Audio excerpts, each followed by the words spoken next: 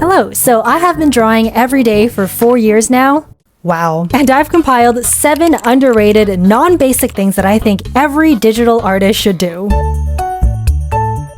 I think the 2 main reasons why we should use gray instead of white is, first off, you can see I started off with white and then I changed to gray. The first reason is I think gray is just a lot easier on the eyes. Look, if you're like me and you love staring at your screen for so long, just like concentrating on your drawing, the white is going to be very, very harsh, very piercing for your eyes. However, look, if we turn it down to like a darker gray, your eyes will thank you in the long run, trust me. Also, can we just appreciate this lighting in my kitchen right now? Like, if the lighting suddenly changes throughout the video, I'm gonna be so sad and sorry in advance, but right now this lighting is so good, so I was like, I have to film this right now. Definitely, you can turn down your brightness as well. Look, our eyes are very important. We gotta protect our eyes. And now the second reason could be a little bit more scientific. What's the word? Like artistically directioned is I think gray helps you see the colors a lot more easily. If your background is a pure white, it might make it look a little bit darker than it actually is, which I'm actually totally fine with. Like, I actually think this is pretty cool. But when I'm coloring, I like using a gray background because you see the colors with a more neutral tone background color. I think this point is definitely up for a little bit of artistic interpretations on how you see color, but the first point, it definitely does help save your eyes a little bit. So if there's one thing that you should try, it should definitely be this. Also, before anyone asks, the app I use is Procreate, and my favorite all-time brushes are the Glossy Jelly brush set. It drew this entire image. You can see very glossy, very cute, very jelly, very smooth, and the Dreamy Sketch, which is kind of on the opposite end of the spectrum. It's a lot more sketchy, kind of that more messy, I'm a cool artist type of vibe. Don't ask me to pick a favorite because they're both just too good. If your likes are not turned off on Instagram, you gotta do that right now for your mental health. I know we are constantly reminding ourselves likes does not equal better art, and the amount of likes does not equal who you are as an artist, but I gotta admit, sometimes it still really gets to you. So here's how you can turn off your likes. Before posting, you wanna click on more options, scroll down a little bit until you see hide like count on this reel, and then just turn it on. As for posts that you've already posted, just click on the 3 little dots in the top right corner and then just click hide like count, or in my case I already hit it so it shows unhide like count. And yeah, pretty simple. Unfortunately, I don't think you can turn off likes on TikTok or your views in that case, but turning them off on Instagram is a huge start. So stop worrying about likes for a while and just draw what you like. Trust me, it's so much funner. It's so much more fun. There we go. This point is probably the most important yet most overlooked thing that I think every digital artist should start doing, which is to back up your files and drawings. Listen, when I switched iPads, I completely forgot to do that and lost like 99% of my drawings and its files. And for a split second, I was like, you know what, that's okay, because I posted all my drawings on Twitter so I can just, get photos from there. But then I remembered I deleted every drawing I posted on Twitter, because after Twitter, or X now, that they would start using our art and photos for AI training, I practically just quit the app entirely. So now I use Proton Drive, and they are the largest privacy cloud storage software that protects your files with end-to-end encryption and 0 AI training on your images, unlike Twitter. Over about 100 million people use Proton Drive's encrypted file and photo storage because you can automatically back up and organize photos and securely share files through link sharing. But for me, my favorite part is how seriously it takes privacy. You know I love my privacy. So your files, photos, drawings stay private and secure, as Proton Drive can't see or read your files' metadata, which means it protects your creative IP and guarantees your files are never harvested or scrapped for AI training. So of course you then retain true digital ownership over your work. As an artist, you've got to love that. And I feel like now huge companies are very, very quick to use AI against us. So it's nice to see a company that actually cares about creative intellectual property. They are free to sign up, and using my link that I put in the description would definitely help support my channel. So if you want a secure, reliable backup software for your art and photos, definitely check out Proton Drive using the link below. And thank you to Proton Drive for sponsoring this part of the video, and of course for keeping our creative work safe and private. I really appreciate that.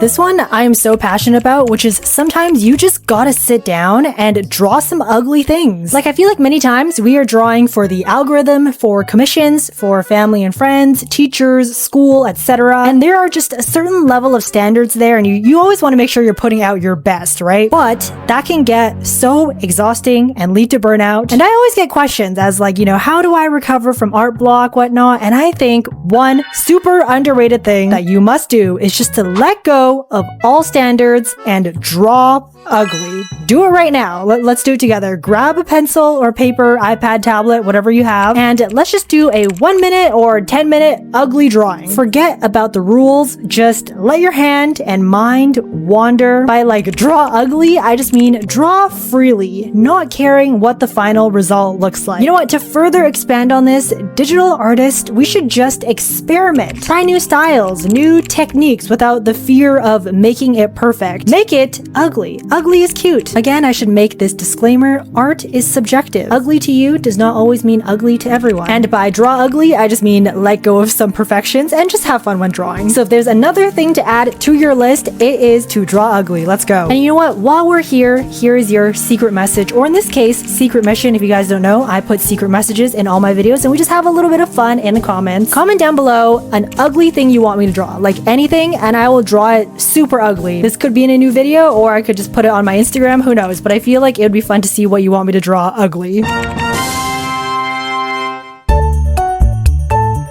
POV, you are walking to the pharmacy on a random Sunday morning in Tokyo to buy muscle pain medicine. Yep, this is a true story and it happened literally 24 hours ago. I was drawing this character reference sheet of my first ever persona. Woo! By the way, this is not a replacement for this viyaura. It is just a more detailed, like deluxe version. She is not getting replaced, don't worry. Anyways, but I got a little bit too carried away, okay? I was browsing Pinterest, drawing myself in new outfits, experimenting, and before I knew it, I realized 4 hours had gone by. And the entire time, I was looking like this. Yeah, so as I'm recording this voiceover right now, my right shoulder is very sore, hence needing to buy some special muscle medicine. You don't want that to be you, right? I know. So very important right now, check your posture, sit up, get rid of that, tech neck, shoulders back. Okay, real quick, let's just do a 10-second neck and back check. All right, lean your neck left to right, slowly, yeah, roll it back up. I'm going kind of fast, but I hope you're getting my point. Roll your shoulders, lean your head up. Excellent, I know. Thank you for attending Viyaura's 10-second stretching class. Just for you, I will make it free. All you have to do is reply to someone's comment and wish them a happy day. I mentioned in my last point that I drew a persona, and what better way to support other artists than to commission other artists? Yeah, so my new hobby is literally just shopping for commissions. It's so fun. Like, I'm not even on Twitch, but I'm just like, what if I need these? Never even considered VTubing, but now I'm just like, what if I just commission a VTuber? Like, I swear on my life, I could never be a billionaire because I would just spend too much money on artists and creative, just giving them what they deserve for their hard work and creativity. And look, support doesn't always need to include money. Trust me, just leaving a comment or a like or sharing other artists' work will go a long way, and it does not go unnoticed. Truly, just like a simple compliment can make someone's day and just keep them going and give them the support they need to keep drawing. Now, especially during the rise of uninspiring AI generated images, the time is now to support artists. Okay, in case your attention span is cooked, let me just show you this short that I made about this topic. It pretty much sums this up in like 30 seconds. You can now officially turn off AI images on Pinterest. This is huge, and this is how you can do it. First, go to Pinterest on desktop and click Settings. Second, click into Refine Your Recommendations, and then click Gen AI Interests and turn them all off. And that is basically it. I made this YouTube video 1 year ago talking about the problem with Pinterest art, and the #1 problem was AI art. As a YouTuber and sometimes artist, Pinterest is one of my #1 places to find good references, so now that we can turn off Gen AI stuff, that is just huge. Okay, I basically covered it all in that video, but I have an update. It's not like 100% foolproof. As I'm scrolling, you can still see that there's several AI generated art pieces, and that's just because if the creator doesn't mark it as AI generated, it won't be blocked. And I'm pretty confident what we can see here is like 99.9% all AI. So while it may work in some sense, comments. For me personally, my homepage, I feel like I don't see much of a difference, but definitely still try it out on your end. Let me know if it works for you or if it's kind of like my situation where you just still see a lot. So those are the 7 things that I think every digital artist should do, or at least try doing at least once. And that's all for me right now. Bye!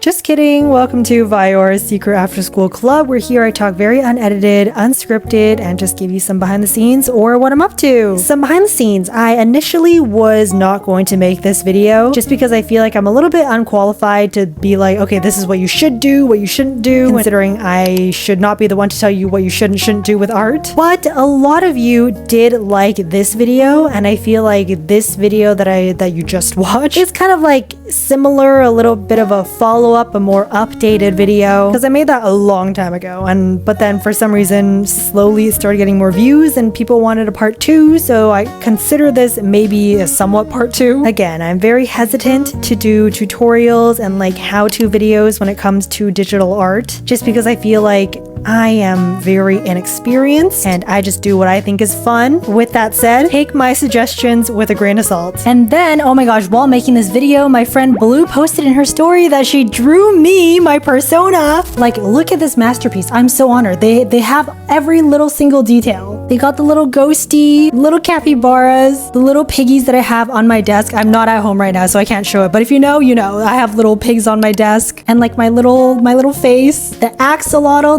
emoji. Oh my gosh. This is literally my desktop wallpaper. Like, seeing everyone's lovely, beautiful interpretations of my persona is like, that is just the biggest honor ever. I'm so beyond appreciative and grateful that I was able to somewhat inspire some creativity, and just thank you so much for sharing your work. It really does mean so much. I'm trying my best to comment on all of them. If it's been a while and I still haven't commented, just like tag me again. I missed it for some reason in my notifications. It just got buried. So again, thank you so much for watching. I'm so out of breath, and thank you so much for watching, and I will see you next week. Okay, bye!